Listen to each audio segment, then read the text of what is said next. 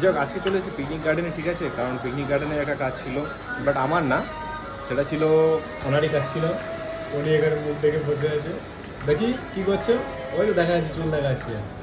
কী করছো? যাক, উনি কিন্তু লজ্জা পাচ্ছে। উনি চুলের কাজ করতে এসছে, যে ন্যানোপ্লাস্টিয়া করবে, ঠিক আছে, তার জন্য এসছে। তো উনি এখানে কাজ করছে, তো দেখি কেমন করছে, দেখি যখন দেখাও। হয়ে যাবে তখন দেখবে। এখন তো পুরো ক্রিম লাগিয়ে আর কি পুরো মাথাটা সেট আপ করে রেখেছে। তো এরপরে এটা মোটামুটি 30 মিনিট এভাবে সেট আপ করানো থাকবে, তারপরে খুলে বাকি কাজটা করানো হবে।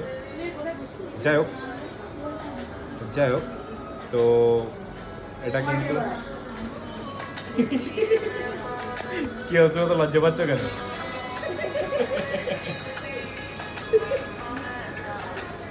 শোনো, পয়সাগুলো এভাবে নষ্ট করো না, বুঝলে? না, নষ্ট না, এক হিসেবে চুলে অনেক ড্যামেজ ছিল, অনেকটাই ড্যামেজ হয়ে গেছে, যার জন্য ও করাচ্ছে এটা, ঠিক আছে। সামথিং 3-3.5-4,500 টাকার মতো নেবে, নেওয়ার চেষ্টা করছে। বাট এখানে কাজটা ভালো হয়, ও আগরে এখানেই করে, ঠিক আছে, ওই জন্য আর কি এখানেই এসছে। এটা হলো পিকনিক গার্ডেন, ঠিক আছে।